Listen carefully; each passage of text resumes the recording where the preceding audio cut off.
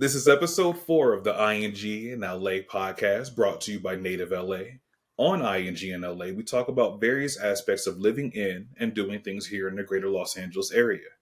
If you haven't yet, start listening to LA on YouTube, Spotify, and Apple Podcasts.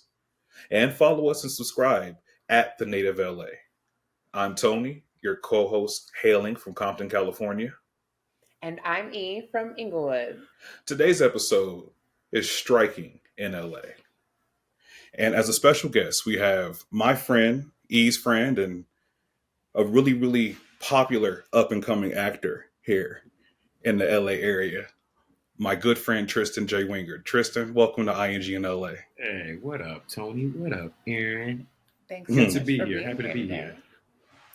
here. We're happy to have you, dude. It's been such an interesting summer having you home. I know that you've been working for a minute, and it took you out of town, it took you out of the country, and now you're here while we're striking here in Los Angeles. The Writers Guild, the SAG-AFTRA, all them folks. How you feel about all that? It's necessary. I very much can't wait to go back to work, but I would also like everything to be taken care of properly. I would like to be compensated properly. I would like to be represented properly, and we're doing exactly what's necessary in order to reach our goals. Mm-hmm. Now, for those who don't know what's been going on in the entertainment industry the last few months, kind of break it down for us. What is the strike all about? So there are a couple of strikes going on simultaneously. The Writers Guild of America started striking back in May. And there are a few reasons why that happened. One of the reasons, all of the reasons kind of are tied into compensation. A lot of times, and I am not the most well versed for the Writers Guild, but what I do understand is that the writers' rooms that they have to create, which is a group of writers who essentially make up a room, whether that's virtual or in person at an office, at a studio, write on a television show. And they come up with the ideas of the show, they come up with episodes for the show. And so what has happened with the advent of streaming services is that, there used to be 22, 24 episode seasons of television, which is Right. a pretty good gig. You're probably working anywhere from, 20 to 40 weeks at a time on episodes of television that last, 22, 24 episodes. And that has shrunk tremendously, with networks that are streaming. Sometimes they do 8 to 10 to maybe 14 episode seasons. Maybe, they're closer to 8 to 10 episodes, which means that those writers' rooms, the length of the writers' rooms are much shorter. So gone are the days of the 20 week or the 40 week stretches of work for these writers. And so now what's happening is they have a shorter period of time to earn money. Sometimes the pay is on a weekly basis. Sometimes it's on a daily basis for like lower level writers. And there are a lot of things that are going on that rightfully so they're striking over. With the Screen Actors Guild, we started striking in early July, and ours is centered around kind of similar issues. They are around compensation. They're also about residuals, which the Writers Guild is also striking over as residuals, which is a huge thing. With network television, which are the free stations that you get on television, residuals could be very fruitful for someone who is a series regular or a regular cast member of a TV show, where the episode airs, and besides that fee that you get up front, you also get a back end based off of how many times those episodes aired, and Wow. which could be very lucrative for someone who is a regular cast member on a TV show on network television. But Right. with streaming services, there's a lot of ambiguity around that. I've been on a streaming service television show as a streaming service as a series regular actor, and got my upfront fee, and then that was it. There were no residuals coming from that. So I no longer get paid from that work that I did that still exists on the streaming platform. And that's a huge issue. And that's one of the many reasons why both of these guilds are striking is because of residuals.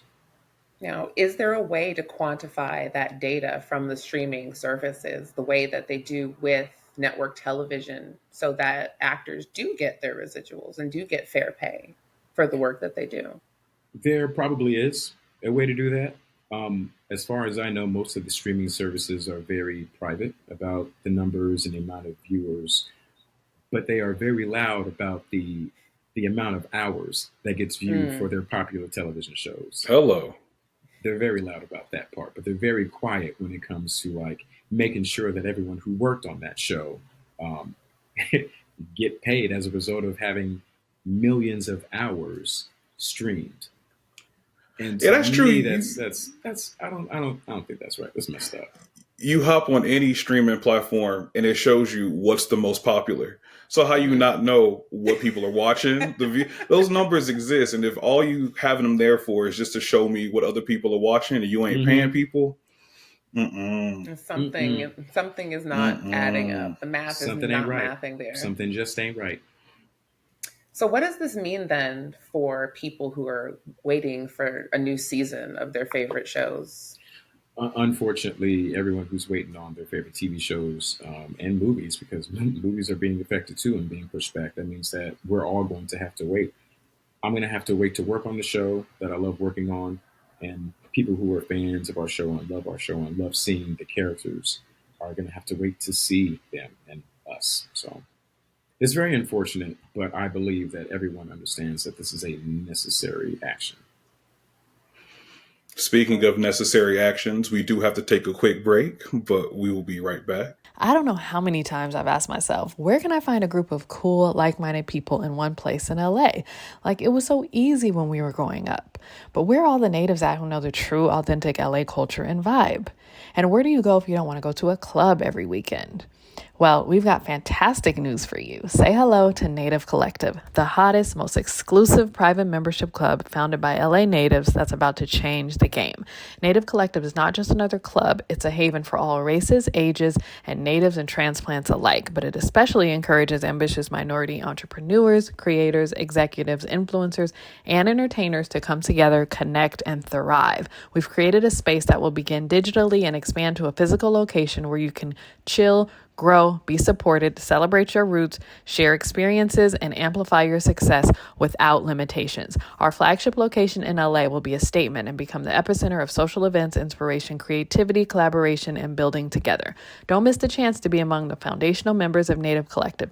Join our interest list today for an exclusive opportunity to enjoy early perks and benefits of memberships. Visit our website at nativecollective.com to secure your spot in this groundbreaking movement. That's Native Collective without the E's at the end.com. Native Collective, empowering dreams together. So, what changes, if any, would you like to see made to current contracts in place? Um, well, there are quite a few issues. A lot of them are compensation based. For example, minimum earnings to keep up with inflation. Um, I don't remember the last time the minimum earnings went up on a per day basis for SAG actors. But what we're asking for is about 11% general increase in the first year. And the AMPTP said the most that they'll give is 5%, and that's an issue because inflation been inflating, and it hasn't. No one's let the air out of the inflation balloon. Not at all. Gas is $6 a gallon. A gallon of milk is expensive. $12, maybe? Probably.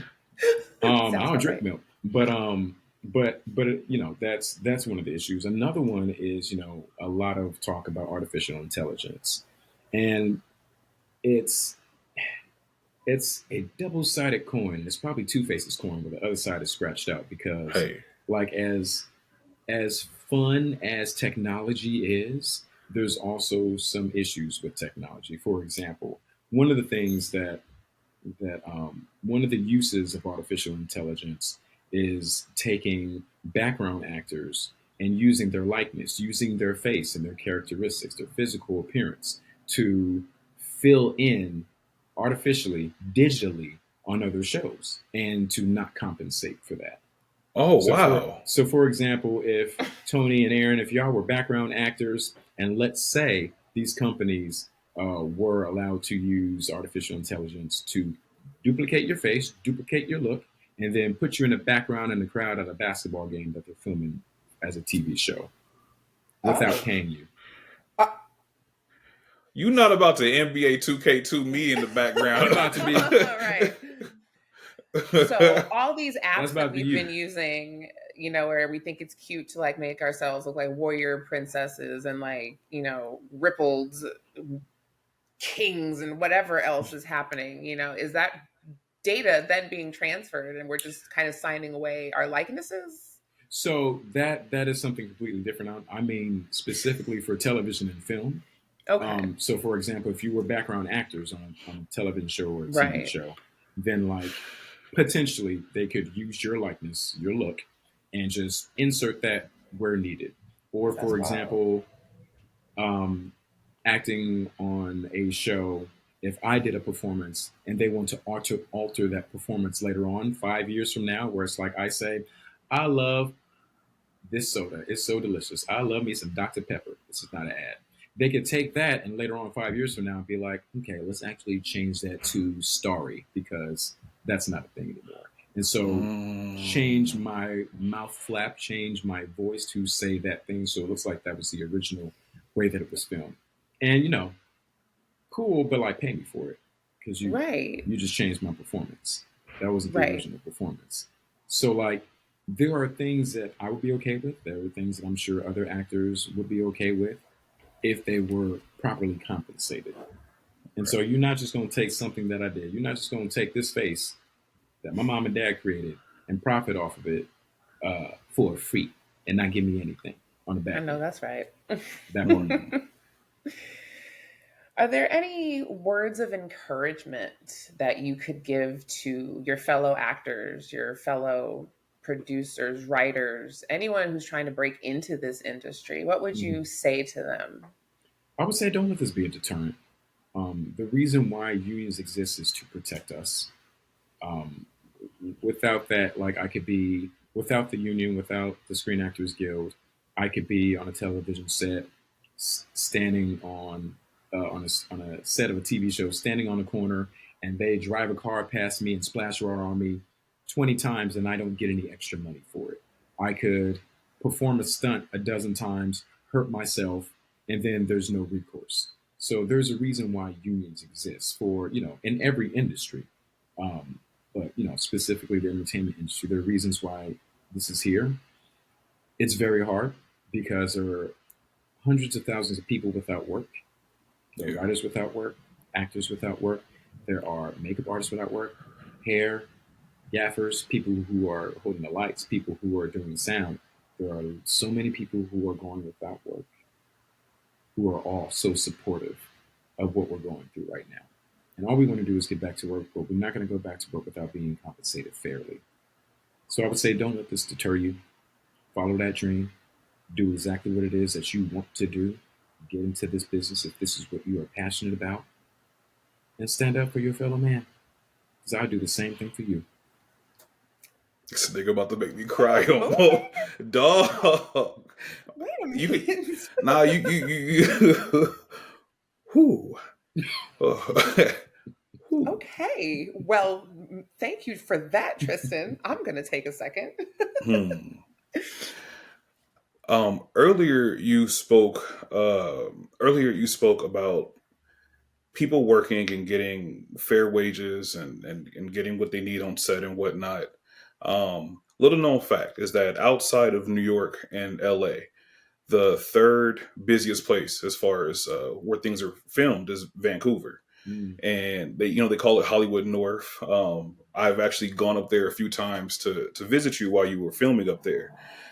We understand what's going on here in LA to be an extension of what's going on in America. This is an American strike. How would you compare working on set in Vancouver or the people that were working on set with you in Vancouver? Do you feel that they have the same gripes or the same complaints that your actors and your writers here have? Absolutely. Absolutely. This is all. So it's more so about the production. And so the show that I work on shoots in another country for tax savings reasons. So it all comes down to compensation Whoa. and savings. So I'm still Screen Actors Guild up north when I'm shooting up there. Um, Mm.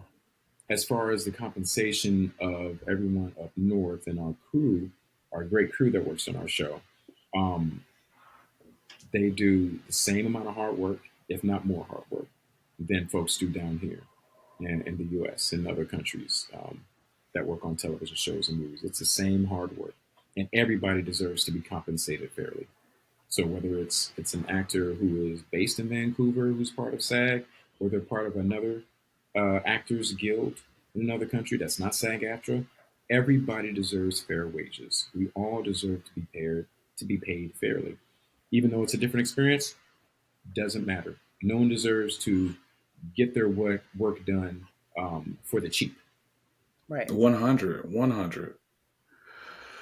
I wouldn't have guessed that. I would have assumed that what was going on here was a problem with just America, but to understand that this is a problem at the roots. This is a problem with the entertainment industry at whole.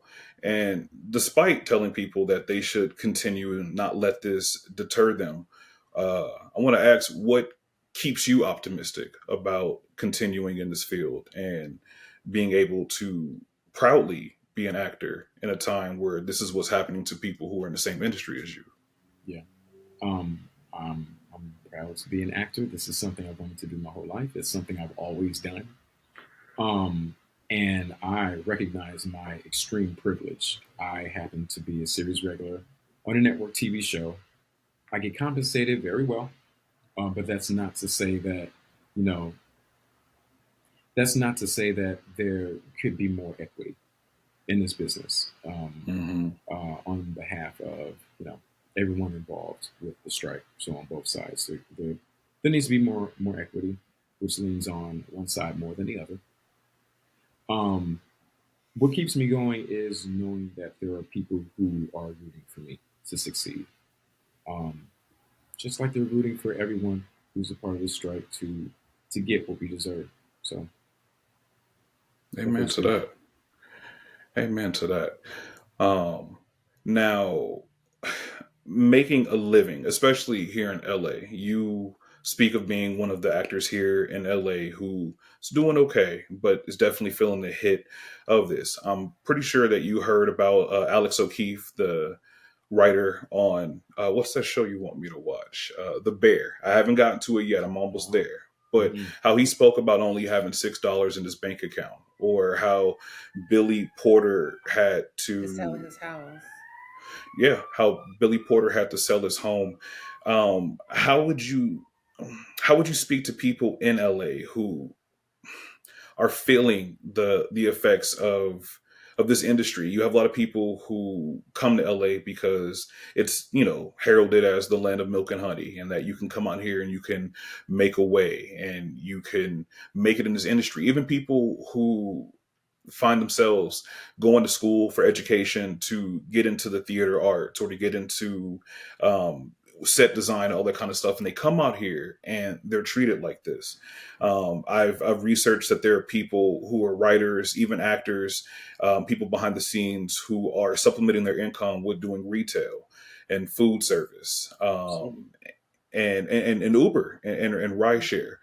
Yeah.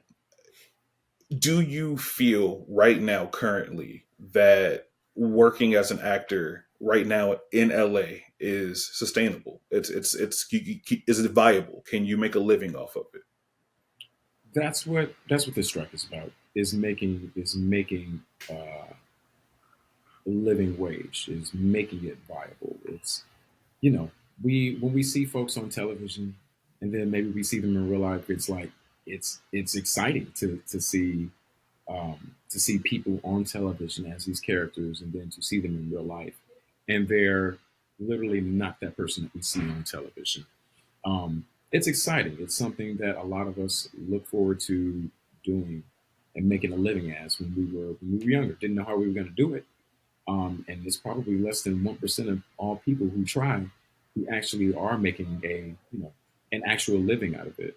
For the Yeah. longest time, I did exactly what you said. I worked retail. I worked retail. I drove for Lyft. I did other things until I could get to a place where I didn't have to do those things anymore. But this isn't a conversation about like pulling yourself up from your bootstraps, Yeah. because that shouldn't be the case. You should Right. be able to have a stable career in whatever field you're in. You should be able to have a stable career in entertainment. There's so much money being made by these companies off of our hard work. And we deserve a piece of the pie, an equitable piece of that pie. Absolutely.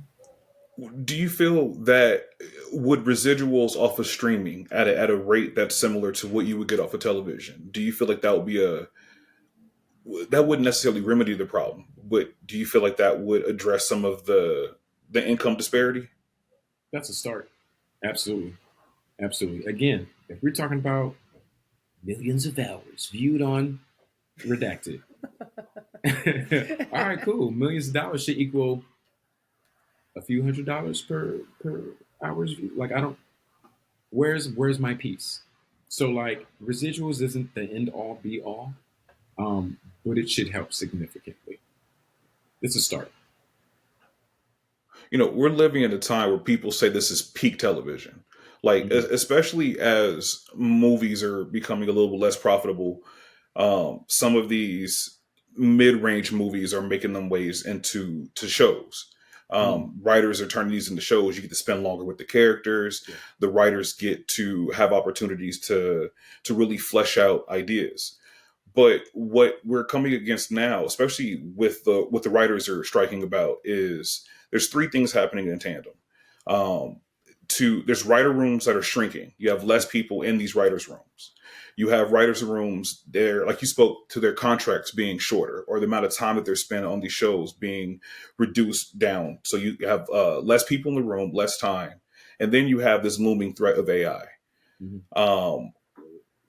Do you feel as if this strike could resolve something along with AI? Do you think that both could exist at the same time, where AI is doing some writing, but we also have a space for the X amount of writers who are out here trying to make a job, or trying to work and have a job? Because it seems like, from what I'm understanding, the writers are being put into place to inform the AI on how to write, Mm-hmm.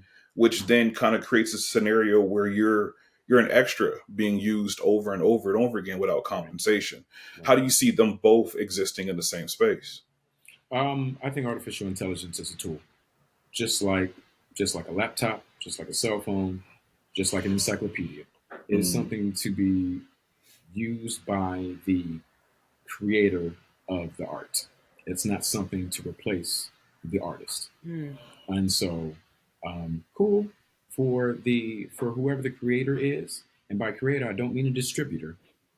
I'm talking about the person who is responsible for creating the art. That's the person Right. who should get to decide how they use the tool. It shouldn't be the distributor who's like, actually, instead of using oil paint, I want you to use watercolor. Actually, instead of using your computer to type this, I want everything double spaced, double and a half space on a typewriter. Like, it's not, you're not going to tell me how to create this thing that you said you wanted me to create. You Right. hired me because you like the way that I present my art. You're not going to take the pencil and tell the pencil to do the thing that you want the artist to do without the artist. Who's going to conduct the pencil? Who's going to play the instrument? Yeah. So, so yeah, there is a way for the things to coexist. It just can't be a technology completely taking the place of the artist. To your knowledge, have you read or come across any AI created material, like a script or movie idea or something that was created by a computer or by artificial intelligence? Just curious. Not to That my you knowledge. Okay. See? Man. we How we would saw we the Pope. know? We saw the Pope online in a white puffer jacket. We was like, when the Pope get swag? We saw an ex-president getting getting arrested and thrashed around by the police, and it's like, yeah, that's what he deserves. And then it turned out it was all AI. So it's like we need to be careful with this tool that we're using. It's exciting, yes. It's a cool technology, sure, but like it needs to be it needs to be managed by folks who know what they're doing. And again, you can't replace the artist. Needs to be a 100. balance Yes. for sure. And it's pretty unbalanced now that these studios are prioritizing profit over people. Mhm. Yeah, that's not too good. Where are you focusing your attention now that you're on strike? Like, what's your typical day look like besides resting and relaxing? Resting and relaxing is cool. I love maxing and relaxing. But I needed some form of discipline, so I've been in the gym. Your boy got them shoulders popping a little bit. Hey, You see it? Okay. You see your shoulder. you trying to be on the superhero swag when you come back? Get those traps popping. Listen, from your word to the executive's ears, to casting's ears. But yeah, exercising. I think rest is important as well. But yeah, and then so I do get to one of the things that I can work on is voiceover acting, and so that is something that I can work on that is allowed by the Screen Actors Guild. So You've yeah, always had a passion for voice acting. This is dope. This gives you an opportunity to focus on maybe other avenues to yeah. be creative and uh, to get work. I like this. How are you've met so many people in the industry in your time in it, in your time working towards it, in your time being in it. Um, how would you say they're faring, the people that you know, and how are you supporting your friends in this particular time and It's associates, not just the homies? yeah, yeah. Not just the homies, but like everyone's at different levels. Yeah, Um, mm, I know some folks who have to supplement their income um, with outside industries, um, and yeah, folks are at different levels. Some folks are taking this time to create work of their own, um, which which that which work is not affected by the strikes. Some folks are vacationing. Some folks are working on their own stuff. And the way that I support folks is I just show up. Because even like people who aren't actors or writers are affected by this. And yeah. so, the homie check in is always appreciated. You know, quality time with folks is always appreciated. Just making sure you dial into whatever their love language is to show up for the homies and also for people who aren't the homies. Answering direct messages from people who are fans of my work is helpful. Um, so just doing what I can to show up for folks. Fantastic actor and a great human being. Man, how can we support? I know that one of the early things that I heard was, and I haven't heard this term since 11th grade social studies class when they was talking about scabs. When there are people who are striking, you're not supposed to come in and be a scab and take work. So I Cross the know that line. they're they don't cross that line. But Yeah. how can people who are not in the industry support? Like I feel like I've heard so much coverage about the strike and what it entails and the history of it, but haven't necessarily learned what I can do to support. Mhm. What would you what would you say is something that we can do to support those who are striking? Absolutely. That would be awesome for people to support. Even if you're not part of the guilds, you can show up and pick it. You can show up and pick it. You can, promote. Boom. You got the shirt on right now. Mine is wrinkled. That's why I didn't put it on. Show up and pick it. Donate. Follow SAG AFTRA on social media. They're always releasing infographics with information, so we all can be informed. Because I don't know everything. Hmm. They don't expect, SAG AFTRA doesn't expect everyone to know everything about what's going on with the strike, so they're always promoting information. Sometimes news is not the best outlet, so that's why I say follow what's going on at the source. So, Screen Actors Guild, social medias, the Writers Guild of America, social medias, East and West.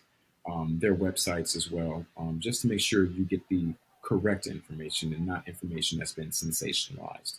Yeah. So we just found out that Aaron Paul of Breaking Bad does not earn residuals from streaming.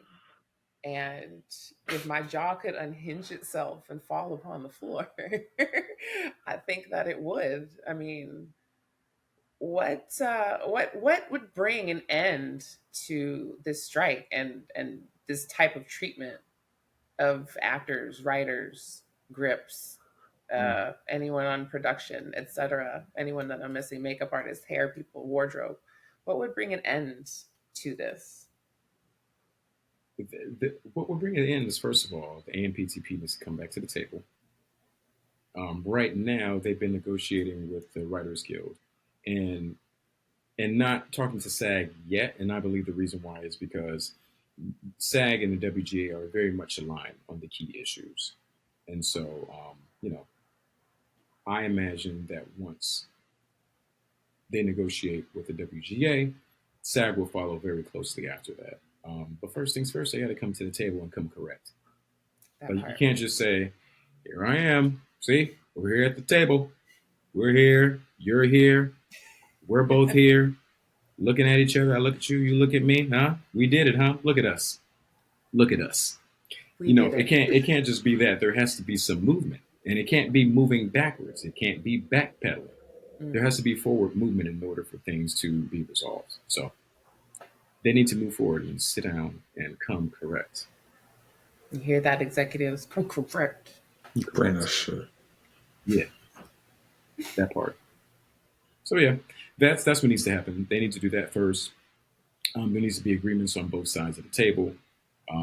AMPTP needs to come correct, and then we can move forward amicably, and we can get back to work. Is there anything you want to say to your fans right now?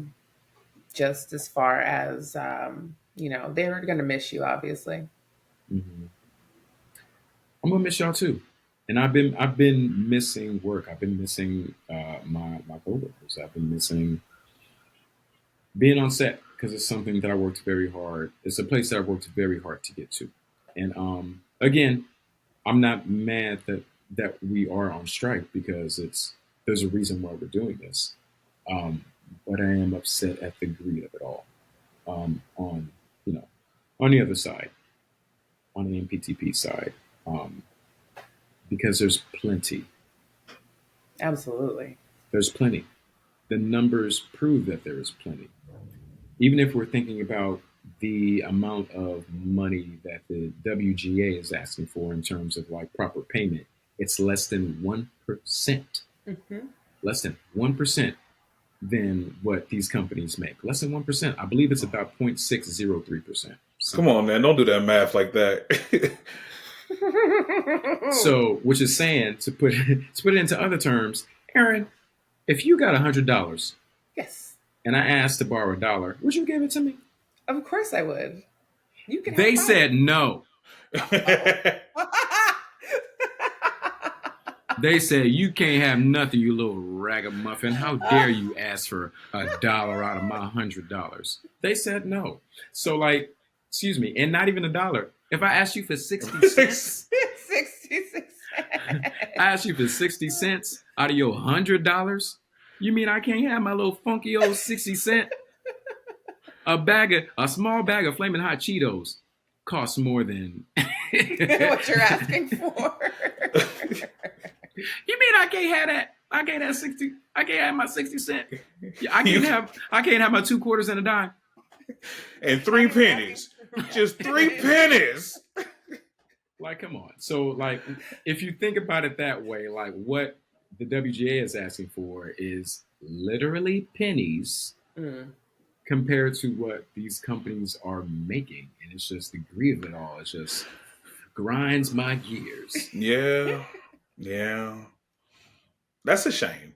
That's a shame. And it would be dope if everybody in the industry was on the same page as far as this is concerned. You got Bill Maher making comments that what the writers are asking for is too much, that they're out there trying to be, revolutionaries and this, that, and the third, that no one is owed a living. But if these industries are keeping, if these guys are not willing to give you the sense that you're asking for, Yes. to make a livable wage, to be able to not only work for them, but to be happy. Yep. To quote, the industry shady and it needs to be taken over. This is a shame. And we do see a lot of, we saw during the pandemic, a lot of people of color being put into places in these industries. We saw a lot of women and women of color being put in high positions. We know people who are part of diversity and inclusion boards and whatnot. And to see them be put in to create more content, to make us buy more into their content, and to give them the money, to give them the viewership, to give them all these things that give them that $100, and to say that you guys are not worth 63 cents. It's more than a slap in the face. And I think that us as fans need to understand that though we love our actors and our writers and our stories and our shows and our movies, that the people behind them need to be able to eat and feed themselves and to, afford to have a viable wage here in one of the most expensive places to live. And yeah, yeah, even when it comes down to one of the other things, it's just like for series regular actors like myself to be relocated, we're given a flat fee to relocate. For the show that I'm on, I was just gone to do our first season. I was gone for 9 months, and they gave me a set amount to relocate. That set amount was gone after the first month, so everything else came out of my pocket. Granted, I'm grateful that I was able to afford it. Yeah. But what about the actor who has to relocate, who's not in the same position that I'm in? 100%. Who is following this dream that they've been chasing forever, and now they got to relocate, and they get a stipend. They're in a new place. They don't know anybody. They don't know where to go. They don't know where to live.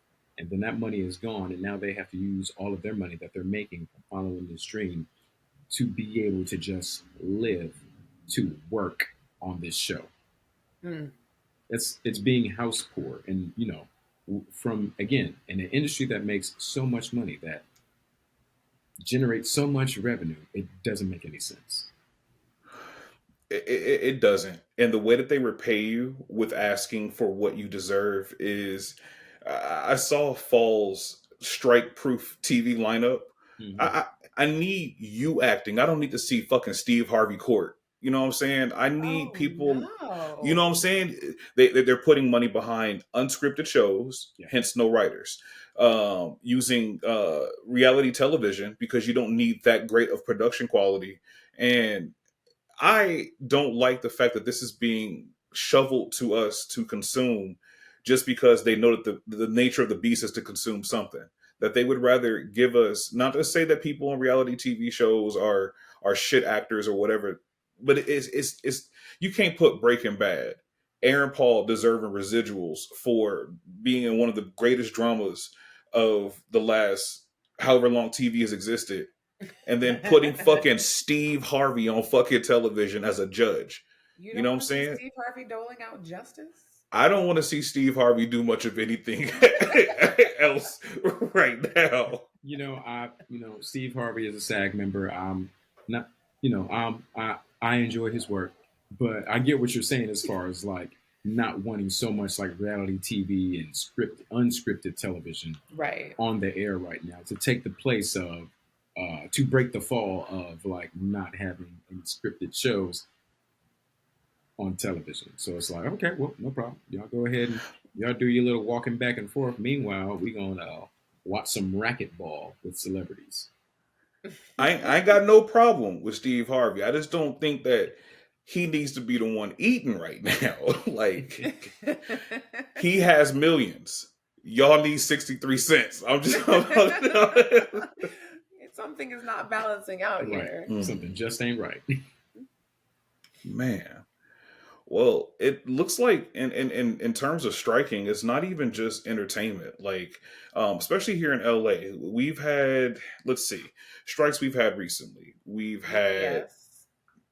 UPS was near strike. Mhm. I did they actually go out to strike? No, they were near strike. They They were were, very near strike. Hotel workers are on strike right now. The yes, housekeeping yes. housekeepers are on strike right now. I didn't even know how shady that was. Like they were protesting in downtown LA like a couple of weeks ago, and I didn't know that the conditions in which they work hours unpaid. Hmm. They some of them are like tip based, so they try to treat them like how you would a waitress and whatnot. Hmm. They and I didn't even realize how many hotels were out here in LA until you really sit down and look at maps that tell you there's so many hotels. We have a lot of hotel Mhm. workers out here. And y'all know what This, people be doing in hotels. Like, come on now. Yeah, Those people deserve to be paid way more than they are. absolutely. Way more. that, Y'all know. that's true. We saw the city of LA workers going on strike at Hmm. LAX not too long ago. Mhm. I'm finding out that auto workers are thinking about going on strike, and we've had teacher strikes within the Hmm. last 10 years. We've had just many vital industries, and I do consider entertainment a vital industry where we are in society and we're in the world 100%. These vital industries are not producing a livable wage, especially here in Los Angeles. Um, is there a way for us to get the city or the county or the state involved in addressing this, especially with people in SAG, people who are using the unions right now to negotiate better terms? I Mhm. wonder if there's a way to put pressure on them because at large, California in general, but LA in specific, is becoming largely unlivable. And if the people that we're seeing on our televisions are also struggling and feeling the pressure from this, it just really speaks to where LA is in an economic way at whole. And I just want to get that off my chest because learning about these things and seeing them all in context, it really looks bleak. Yeah, It looks bad. yeah, yeah. It does look bad, but all for good reason. And the one of the biggest ways to get the attention and to garner support is by striking. So it's saying it loud, it's saying it proud, it's being out there on the front lines, it's holding strong, it's holding each other up, and it's holding them accountable. That's going to create change. You know, I saw you striking, and I saw you out there in the sun with Hmm. your picket sign and going back and forth. And we see Universal Studios doing things like cutting down the shade to not have you guys be able to shield yourself from the sun.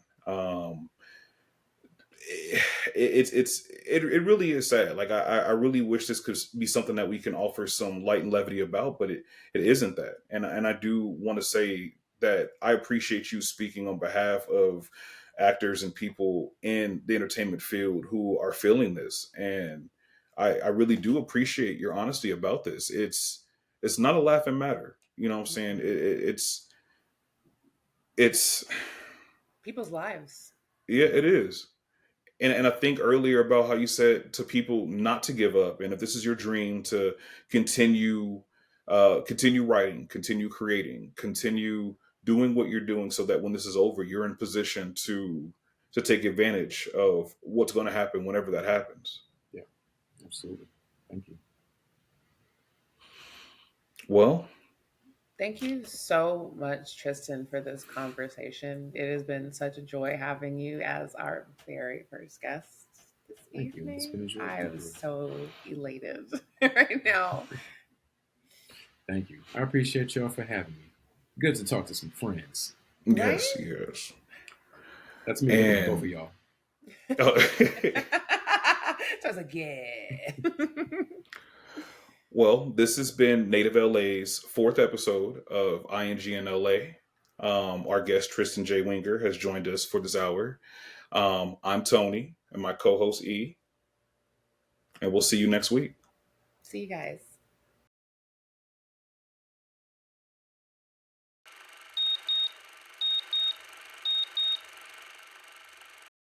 If you haven't yet, follow us, subscribe, and start listening to LA on listening to LA on the native LA on motherfucker, all these LAs. I'm Tony, one of your co-hosts.